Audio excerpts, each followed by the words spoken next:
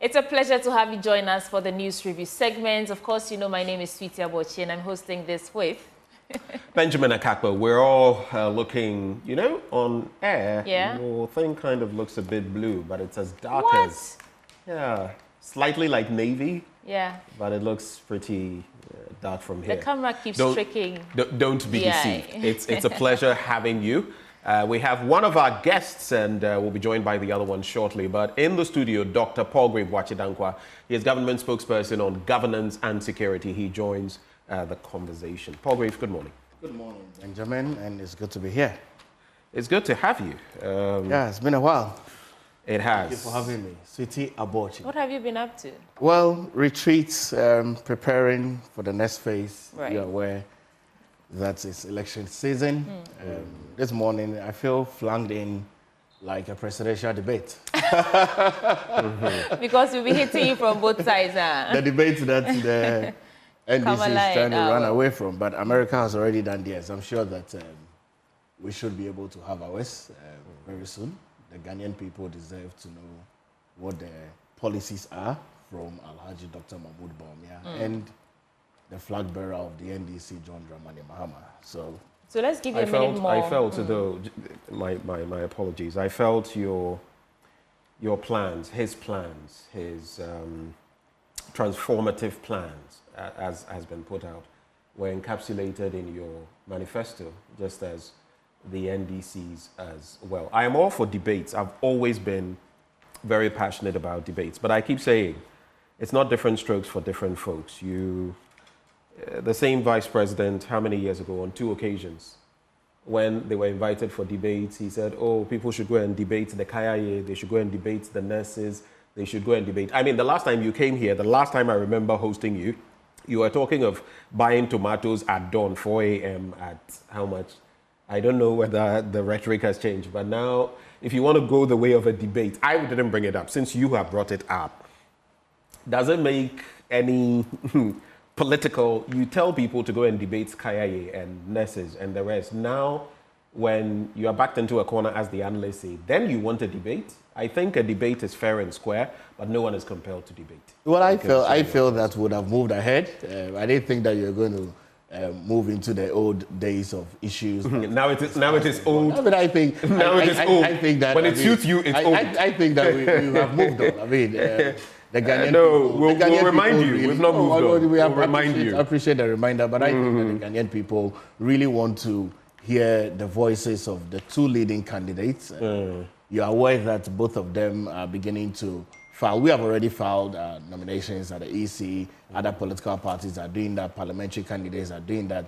And so I think it's just about time. It's ripe enough for us to see both candidates share their policies with the Ghanaian people. And I mean, I saw what ABC did in America. It was good to see Kamala Harris churn out her views. It was good to see Donald Trump. But I mean, we'll see what the Americans will do in November when they go to the polls. And I'm very certain that December 7th is going to be a very good day for the Ghanaian people, again, as they make a decision towards the blue, which is the new patriotic party. Sweetie, if I may just add, one thing I loved about this. You remember even this morning coming to work, I was listening to the BBC, and they were talking about, you know, Trump made this very Donald John Trump. Sometimes I have to bite my tongue. Not even immigration. What? Talking about Haitians in Springfield eating pets. Yeah.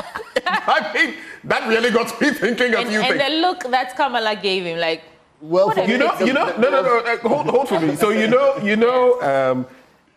it's been debunked by the police in Springfield and local authorities, basically. The Haitians are up in arms. They're very upset. You know, America has quite a Caribbean constituency as well.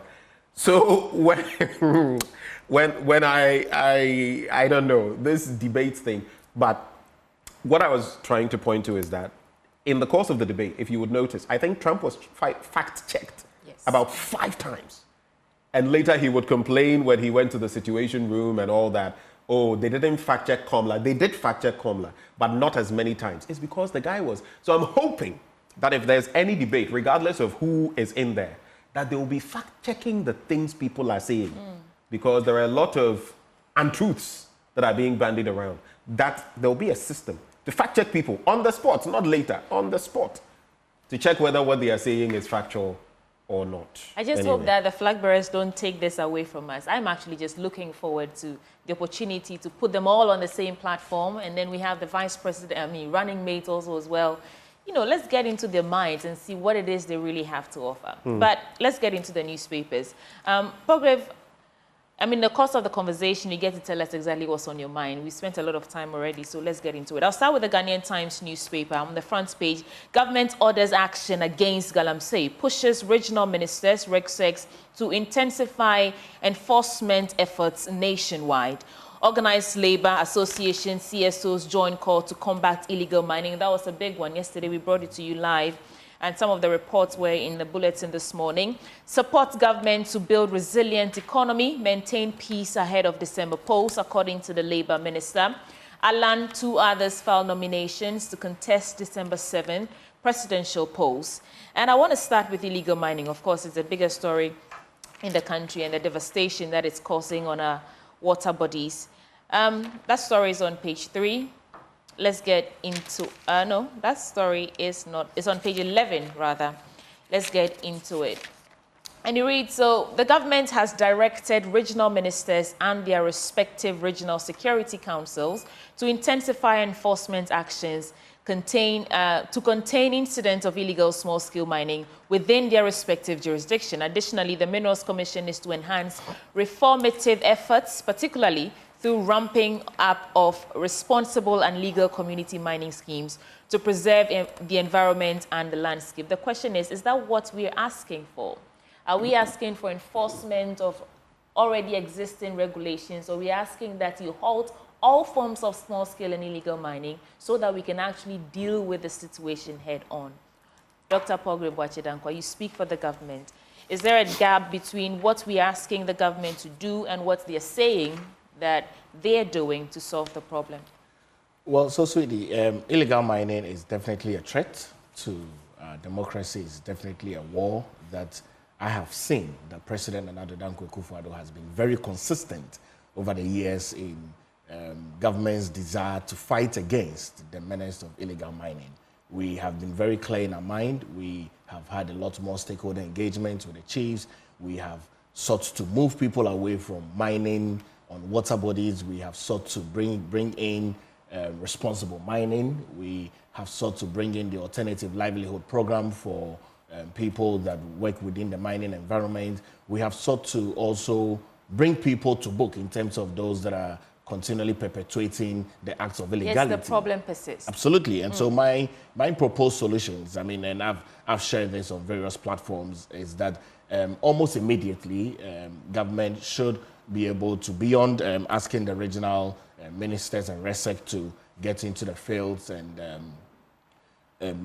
prevent people from the constant acts of illegality. My proposal is a halt, clearly, on small-scale mining. Because that's the daily sustainability of people's livelihood. But an almost halt for us to be able to sanitize the system, a name and shame of persons that are involved in the illegality, and also for people to be tendered into court if you find that people are involved in that act. I got very troubled when Ghana Water brought out their report and stated very clearly the turbidity level and stated how our water bodies have been polluted, and had been studying a lot to be able to see how we can be able to solve this. And it's almost going to take about 2 generations for us to have clean crystal water along the streams. And so clear, decisive directions from government is very clear. But I've seen that President Akufo-Addo has been very consistent over the years from 2017 till date to ensure that illegal mining become a thing of the past. Is there a reasonable chance that, sorry Ben, is there a reasonable chance that the president will heed the call of all these trade unions, civil society organizations, Ghana Medical Association, to actually put a ban on small-scale mining activities, not just directing the RegSecs and regional ministers to clamp down on the sites, but is there a reasonable chance that the President Akufo-Addo will declare state of emergency on this situation? I don't think that we have gotten to a state of declaring a state of emergency, and I've heard people call for that. I think that the onus of the mandate of government is to try to solve this issue, because it's a big menace. And in solving the issue, it's not just about declaring a state of emergency, but it's ensuring that every single attention is being driven towards the acts of illegality and the acts of illegal mining, which is why I've stated very clearly that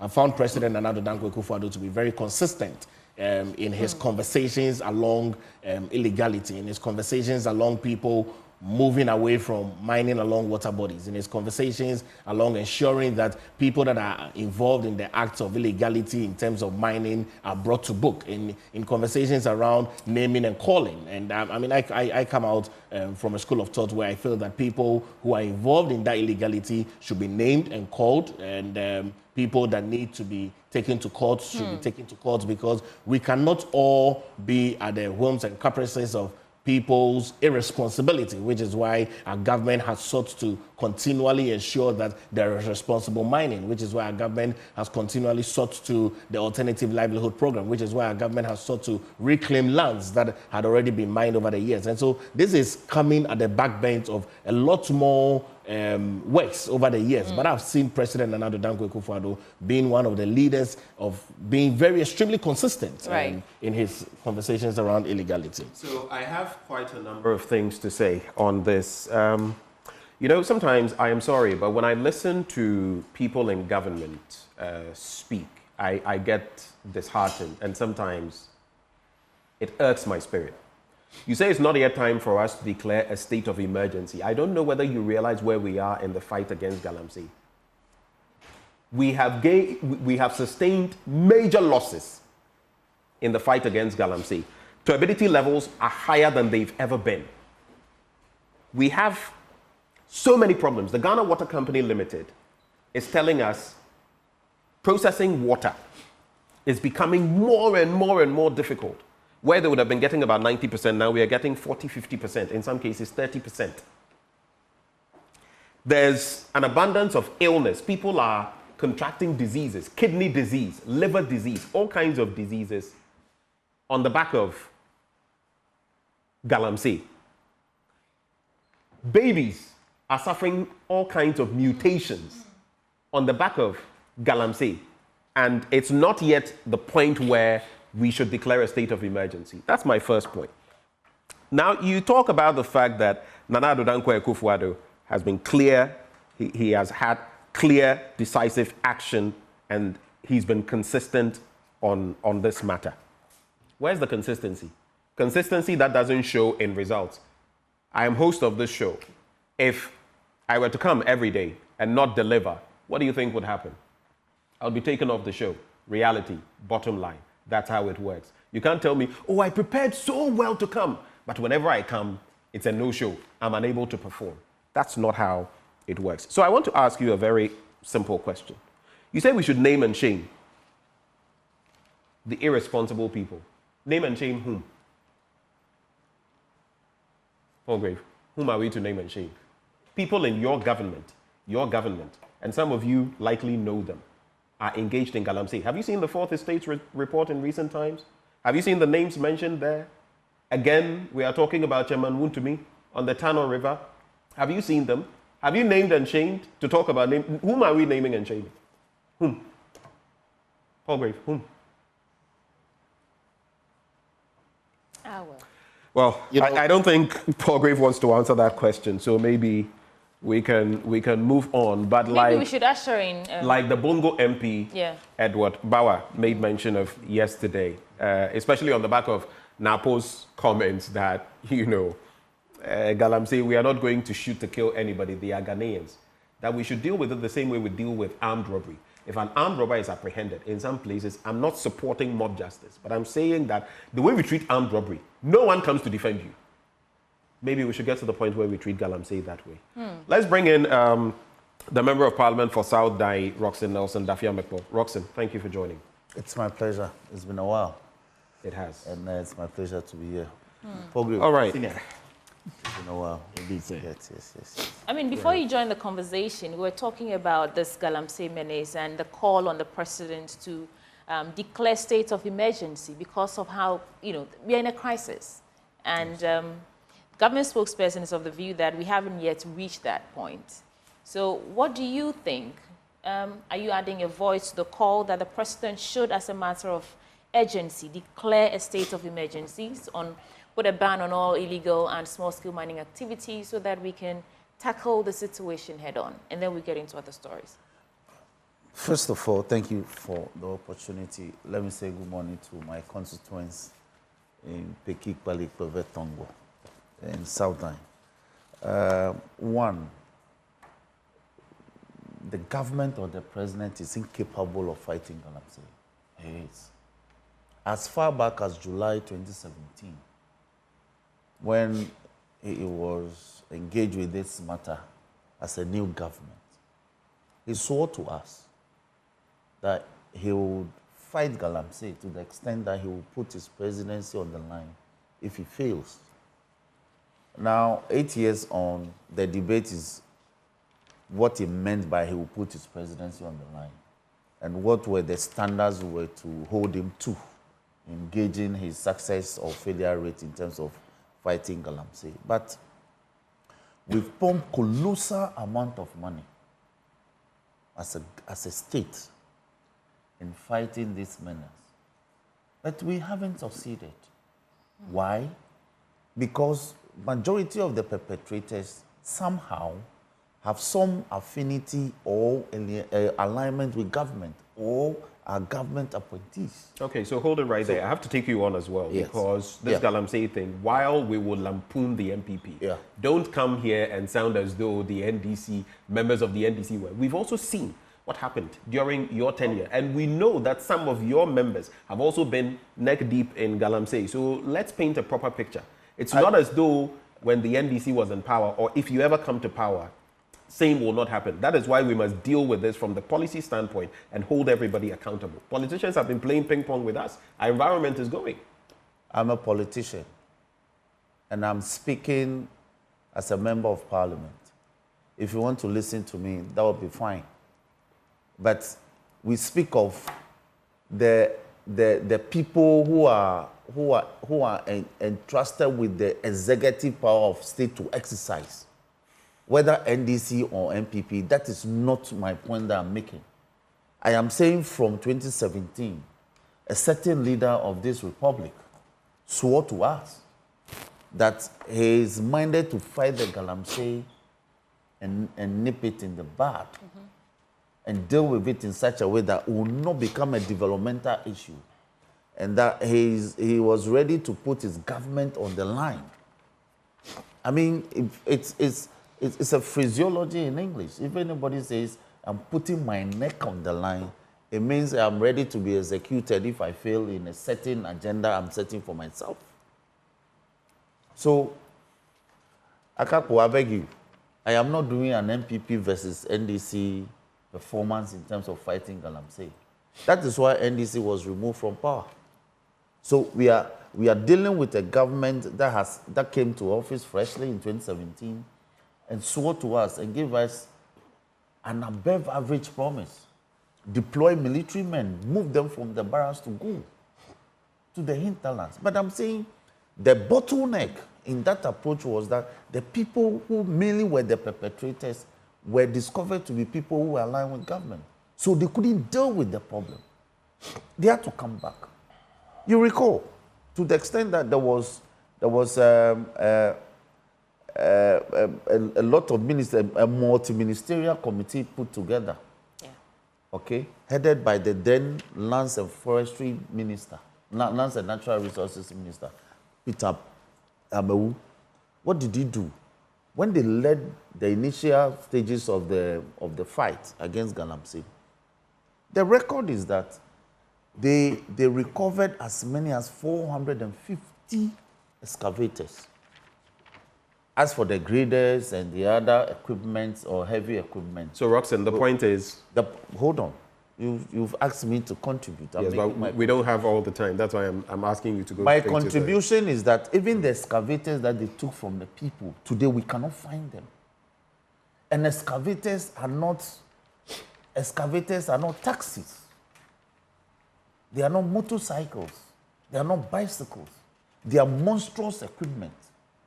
That's when they are accumulated, it should be visible.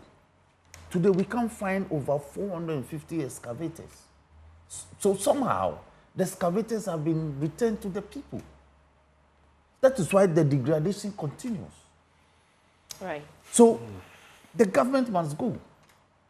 For a new government that is more committed to come and fight this. And as a people, I had a lot of press conferences, I think a couple of press conferences were held yesterday.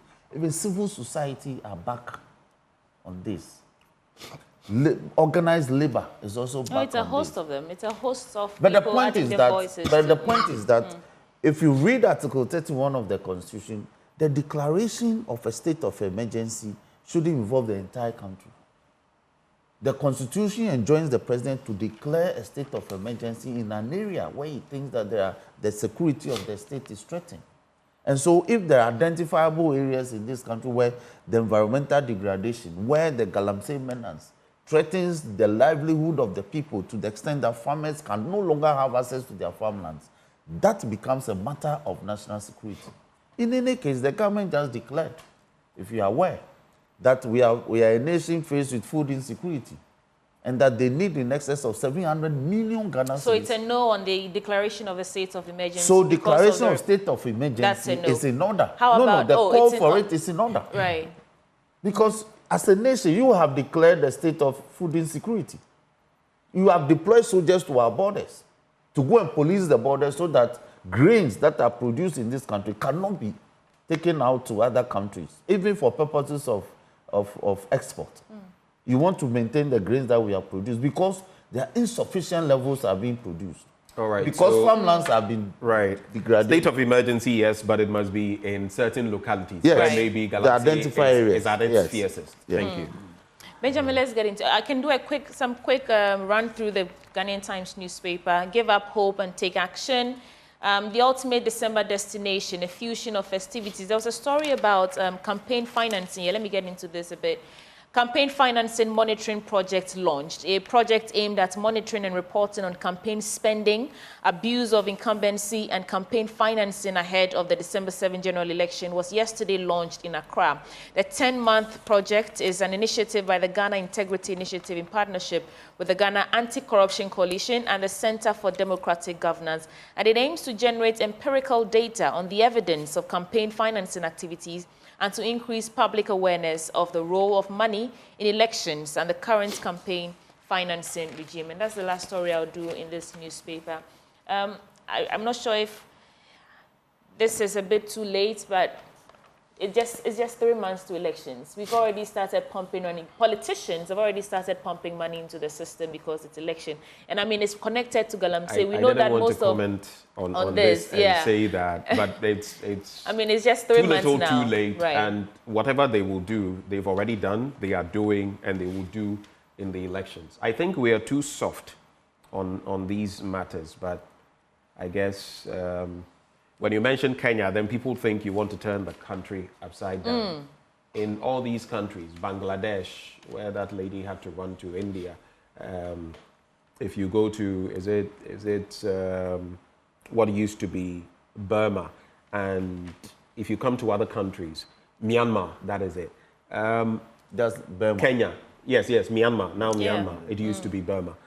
People are, and especially young people, are standing up and saying, enough is enough. Look at in Kenya. It wasn't the old people who stood up. Young people stood up and said, because the future is theirs. Some people have got to a certain age where no matter what happens, maybe they've pensioned off or as whatever, they get their benefits. They've lived and reaped probably where they've not sown. And so they are happy with it. If we don't defend what is ours, but tomorrow, I'll have more time on my blunt thoughts to talk about this galamsey. Right. Let's take their quick thoughts on this. I'll start with you, Dr. Paul Greb-Wachidankwa, and then I'll come to you, Roxanne. Well, I think that my thoughts are very clear on galamsey. No, we've moved on from galamsey. Okay. We're talking about the campaign financing monitoring project launched and how what it intends to do to monitor and ensure that the money that you're pumping into the system are coming from the right sources and you're not actually doing. But that's the point. Galamsey money is supporting politics. Oh, look at that. Look at that. Look at that. I mean, that's the argument. The NDC, Roxanne Nelson, will tell you that. he knows it. Galamsey money, and I'm not just talking about now. I'm not talking about. Well, I'm not just talking about today. I don't know about it. So when Chairman Moon to me does what money he's doing, supporting. Answer the question. You couldn't answer me earlier. No, when Chairman Moon to me does what he's doing, does it go to support the party or not? I don't know that party money. I don't know that galamsey money is supporting politics and party. You know, it's clear that we need to have a broader conversation around how we finance our political activities and political activism. It's very clear that there are very well-meaning Ghanaians who are very well-to-do, who always want to support, in a very philanthropic way, ideas and policies that would be able to advance some political agendas. There are also very well-meaning people who have planned some consistent savings to be able to support what we politicians do. I'm okay with this. It's okay. It's not a problem. If people want to have a monitoring scheme to know where funding is coming from, but you are aware that when it gets to the electioneering season, people flank in support, financial support from everywhere, locally, externally. People in business would want to put in some of their profit margins to support certain candidates, and I'm okay with that. It's not a problem at all. Mr. Dafamokpo. Yes, this will be a talk to nowhere or a journey to nowhere if we don't talk on legislation. We need legislation. We may be copying from other jurisdictions regarding how they control or they regulate campaign financing. So you need a legal framework. Don't we have something already in the Constitution? We have something talking about political party financing. We do have something. It may not be a swathe of legislation. And we have a regime where you are supposed to declare your assets and all of that. But it is because you are not even making that work. Yeah, you can't seek financing sweetie, from international if we could just do this in 10 seconds, if we could check, or let's even just say, because the ministers, most of them are MPs, right, per the Constitution. If we could check all of them, how much did they have in our accounts? Don't forget about the PPA boss and his situation. That's how much they had in their accounts, all accounts. And we check today how much they have and how much they spend on their campaigns. No one would tell you that political party financing in Ghana is totally askew. Back to you, Roxy. Okay, it's certainly my point. The declaration of assets has very little to do with campaign financing. How so? It's certainly so. It has everything to do. No. Did you listen to Paul Grave? Did you listen to Paul Grave? Can I finish? No. I'm asking you, did you listen to Paul Grave? But you've been Paul Grave was saying that some of them have worked and they have done stuff, and that is how they support their campaigns. It is based on his statement that I'm pinning you on that. He said people... It's based on his statement. He said philanthropists, people who are wealthy, support their campaign. It's not the philanthropists... Did you hear him say that their work also gets into it? No, it's not about finishing. It's about paying attention to what he said and answering it. I paid attention. I listened to him. That's the point I want to make. That if you have people who are supporting you, for instance, if you support me, all right, in my campaign, there's no regulation. So we need legislative framework to say that when that happens, it has to be declared in a certain manner. The modus, how it had to be done, must be properly laid down in a certain legislation.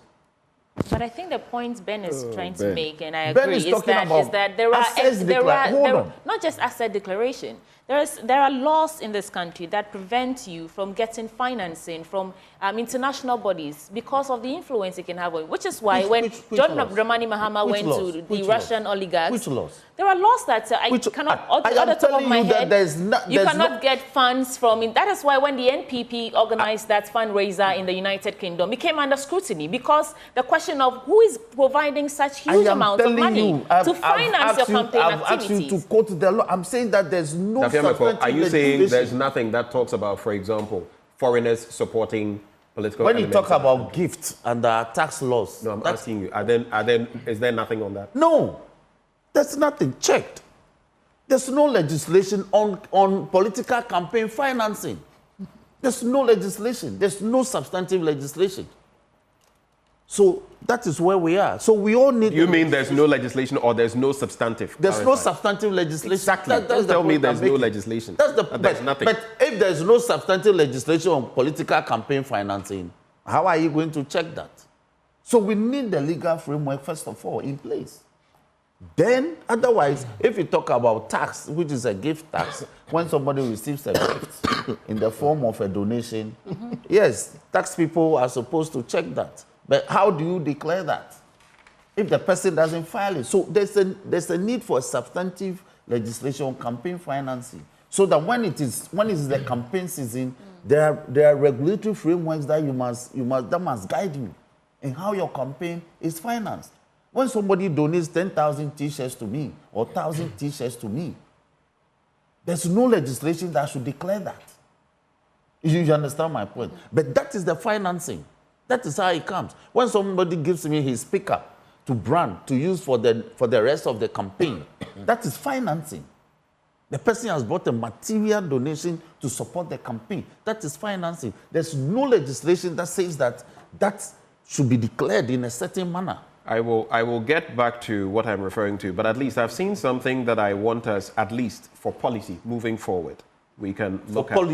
For policy moving forward. I'll get back to the other one I was pointing to. July 1st, 2017. But who will define the policy if government hasn't come I'm telling you that there are things policy to look at. July 1st, 2017. H. Kwesi Prempeh and Stephen Kweku Asare, Professor Asare. Yes. The Ghana political parties financing policy. Yes. They had this discussion, financial transparency and accountability. I have the document.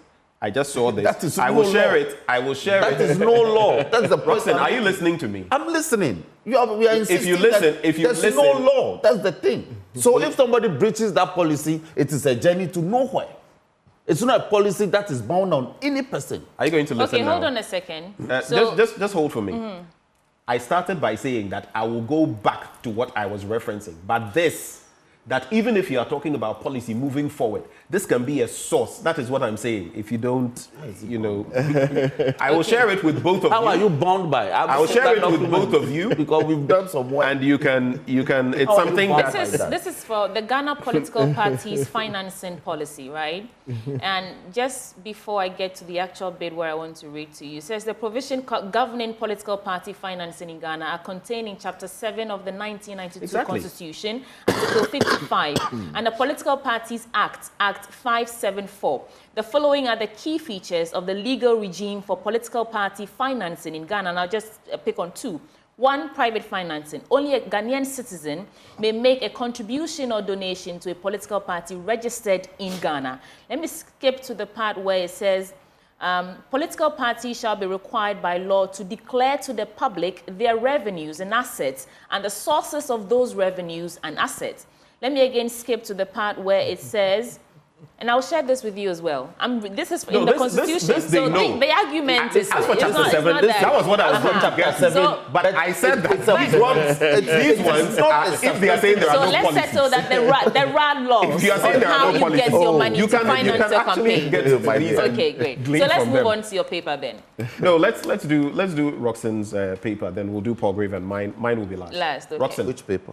You have a paper in front of you. Take us through your By the way, I've shared that document with both of you. So we'll have moving forward, so it's something you can look at. We'll look at. I'm new on the show, so is this a new format? So just tell us the stories on the front page. I see. Pick one that is, piques your interest and then we get into it. Okay, this is the New Republic newspaper.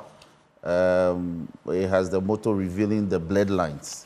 Now, the headline is TUC joins anti-galamsey crusade, threatens nationwide strike. And the viewers, you will note that yesterday TUC held a very major press conference and threatened to go on nationwide strike if the issue of galamsey is not tackled as a matter of urgency by government. And so the editorial features, the editorial focuses on that press conference yesterday.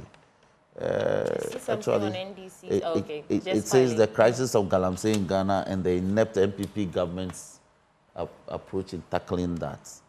Then there's another story, of course, which focuses on my chairman submitting the presidential nominations. Calls for voter registration audits. And this is such a major story because our point is very clear that the provisional voters register as it is populated with multiple names, is fraught with persons whose names have been dislocated in terms of polling station, so that when you are supposed to have been a registered voter at polling station A in Kokomlemle here, your name now is found in polling station B at Newtown. And so on voting day, if you're not careful, you may have to, you come to Kokomlemle, join the queue, only to discover that your name is not at your original polling station. So all these anomalies can only be rectified by a forensic audit. And that is what we did at our head office and discovered it. So we are calling on the Electoral Commission to initiate that as a matter of urgency as part of the audit of the voters register. So, right, let me just chip in something. How do you respond to critics who say that the former president's inability to file his nomination himself, in a way, is it's a form of disrespect to the Electoral Commission? I saw comments on social media where people say, why didn't he come himself? How do you respond to that? I think for the what was the challenge though? I think apart from 2016, as a parliamentary candidate, I never filed my nominations myself. Right. And it's no disrespect at all. Okay. In fact, for the chairman of the political party and the national officers to take charge and file the nomination on behalf of our flag bearer, it's of a much higher respect than to say that the flag bearer himself should walk there and file it. Okay. I've seen in the past, the MPP chairman file nominations on behalf of the sitting president. Yeah. I think during the 2020 election. I mean, this is a no point, because I don't know, those who are saying it, I mean, I've seen, that's why I've kept quiet. Yeah, what is important is that people have done this in the past. I don't see how. It's a no argument. It's no debate at all. So don't waste Joy's.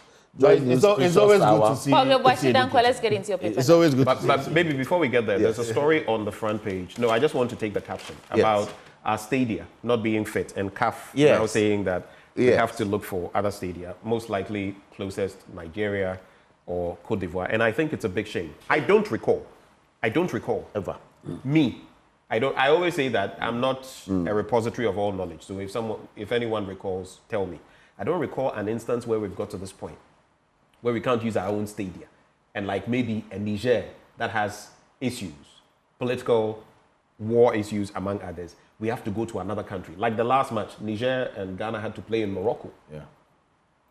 Where we have to leave Ghana, our stadia, and go to another country to play. In any other jurisdiction, probably the sports minister, we know what would have happened. Yes. And let me add that this is a government that 2 months ago in Parliament, they told us that they built more stadia than any other government in the history of this country. Yeah. And yet, Paul Griff, as we speak, we don't have a single pitch fit enough for CAF accreditation for our international matches to be played. So where are the stadia you said you have built more than any other country, any other government in our history? This has come to me as a surprise. Yes, I'm also surprised. The University of Ghana Sports Stadium. Yes. Ohenijan Sports Stadium, Cape Coast, Takrade. I mean, we have a lot of stadiums, but we would need to look into it very well. Ohenijan has a problem. Yes, I'm told. You are aware. The pitch has a problem. We were there recently. The pitch is as bad as the Babayara one. Yeah. But if you speak of the Legon one, I agree with you. It's fairly new. I think it was recently. There are standards. But the standards and the capacity. And the Legon one, you understand? The capacity. It's a mini stadium. It's a university-sized pitch. Okay. So with this is. It's okay. I haven't seen this. It's come as such an embarrassment. Okay, gentlemen, and the consequence is that we'll be playing our international matches at greater cost. It comes as it costs. So let me go into my papers.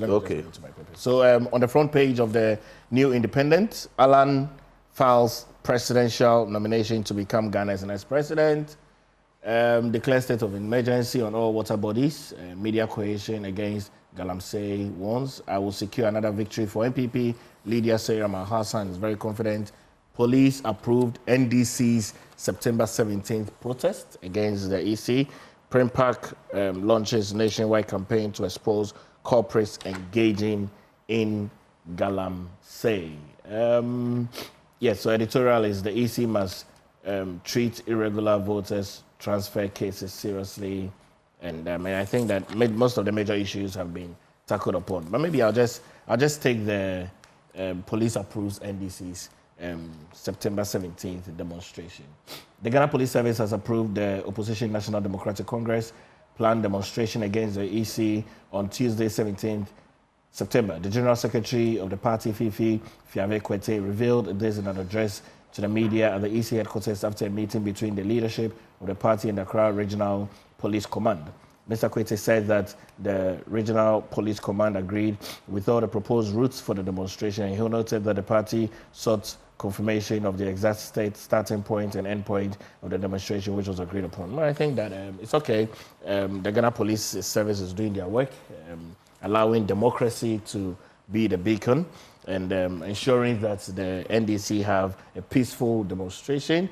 I join my voice to, if the NDC wants an audit of the voters' registration, I think that the EC should grant that. We don't want a case where the election is won to the New Patriotic Party for the NDC to state that there were some infractions in the voter. We want a very clear, decisive win for the New Patriotic Party. We want the mandate of the people to speak, and I'm very certain that the mandate of the people will speak towards the blue political party. So the EC should... On what grounds are you winning this election? Oh, well, I mean, we're campaigning very well. You have no issues at all, right? Policies. With the Electoral Commission? Most of our issues that we have, we've shared with the Electoral Commission. Right, okay. Very much so from a party angle. And so we are very clear that we're winning more seats. You're aware that there are new faces that are coming into Parliament. We've changed a number of already incumbent MPs. And so we should see you again in the minority in the 9th Parliament. Okay. Thank you for that. Good. Let's move on Seriously, to I like your view. Well, the business I had analyst. a similar view in 2016. The business analyst is the paper I have. It says, galamsey, organized labor to go on strike if government fails to act, if we don't take the bull by the horns. This whole bit about, strike and this and that. We must hold these people, no matter which government, to power. And I was intentionally saying earlier, pointing to, Roxanne Nelson, Dapia Mekpo. If any other administration comes and they try anything similar, they will face worse. Because where we are going is not about them. How many members of parliament? How many ministers? How many people in the executive? How many people in the legislature? How many in the judiciary? And we know elements from some of all these places are beneficiaries. How many people out of 32+ million people holding us ransom? Anyway, galamsey menace declares state of emergency. Media coalition against galamsey to Akufo-Addo. That's what they are saying. Inflation declines marginally to 20.4%. It's reduced from 20.9%. But if you're out there, you know that this means practically nothing. That out there, prices of things are just shooting up. Paul Grave, you're looking at me as though I was speaking from Mars. But you know very well, if you are buying things that... When inflation is coming... Where do you buy from? You still go to the market at 4 a.m.? Yeah, I do Makola and Malata market. You still go there at 4 a.m.? That's where I go to. Okay, yeah, all right. Malata market. You can keep telling that to you bring your Ghanaians food from the constituency. And, your food items, you bring it from the constituency, right? I buy from Malata, I buy from Achimota. Oh, so we are in the same environment. I do early in the morning. You see? For those... we all do it very early in the morning. For those out there, let us all throng to do an Agbogloshi at 4 a.m. and see what town will be like. I find it unfair that your response to the plight of Ghanaians, on the back of the hiking food prices, I find it unfair that you're saying that if we want to get goods at cheaper prices, we should wake up at dawn and go to the market. It's not even just about foodstuffs, It's very unfair. No. Go to have? any other place. Buy electricals. How much are you buying a cable for example. If you're building a house, I how leave much are my you buying home at 4:30. what time do I have to go to the market? I can't get to the market at 3 a.m. and get back in time so that I can get ready for the work that I do. Palgrave, it's not fair. Sweetie, save your breath. In the end, Ghanaians will have to, decide on these things. I feel, for me, let Ghanaians decide. Government spends less records, lower than targeted revenue. When was the last time you had inflation? When was the last time you had... Hold on. You've asked me something. When was the last time you had inflation at 20%? Before this current regime, from 2021, 2022. When was the last time you saw inflation at 20%? Why, you've forgotten the challenges that we went through as a globe? You are aware? Which one? I mean, government spends less, records lower than targeted revenue for first half of 2024. Akufo-Addo elected GBA president. Congratulations to her, the wife of Joe Garte. And she made some very interesting points there. Hopefully she can bring more sanity and unity, like she mentioned, to the Ghana Bar Association. That is all. I'm not going into any stories. I just wanted to look at these. Let me also quickly celebrate because I've got some messages coming through. This one says, congratulations to her. She's done very well. Happy birthday to Dr. Susie. We'll come to you in a bit. Ben. Happy birthday to Dr. Susie Akufo-Addo. You continue to lead on conversations on wealth creation and management in Ghana. And it's from Winifred Ya Osei and the entire Poplampo and allied families. Winifred, of course, of our multimedia team. And that's to you, Dr. Susie Akufo-Addo. God bless you. Okay, you have 1 minute each to give us a wrap of your thoughts. So Dr. Akufo-Addo, you start. Very simple. I think a part of the story on the new independence is the MPP believes in the can-do spirit for a better Ghana for everyone. His Excellency, Dr. Mahmoud Bawumia. My thoughts are that the Ghanaian people should look forward to the leadership of Alhaji Dr. Mahmoud Bawumia from the 7th of January 2025. Let him extend, and this administration, extend that can-do spirit. That can-do spirit. Extend it to our economy and extend it to the fight against galamsey. I mean, extend it there. You are aware of the roles of the vice president in Ghana and the roles of the president in Ghana. Kamala Harris states it very clearly, and we are aware of that. And the mandate that just briefly for me. It's shocking to hear that today the vice president's portfolio in this country is such that he's incapable of acting unless he's elected as the president. We won't do that. Because, Abochi, if you see the current office complex of the Ministry of Foreign Affairs, are you aware that it was an area given to individuals? Okay, we have to go. So, yes, we have to go. Yeah. It was taken back. And today we have the Foreign Affairs Ministry sitting there. Those who are taking the public lands will be taken back. Giving back to the state. That there is the Member of Parliament for South Dai, Roxy Nelson Dafemepo. We're also joined by Dr. Palgrave Bwachidankwa. He speaks for the government on governance and security. Benjamin and I brought you this conversation, but there's still a lot coming your way. But before we go, we start with there's a lot coming your way. Sports is up next. Do stay.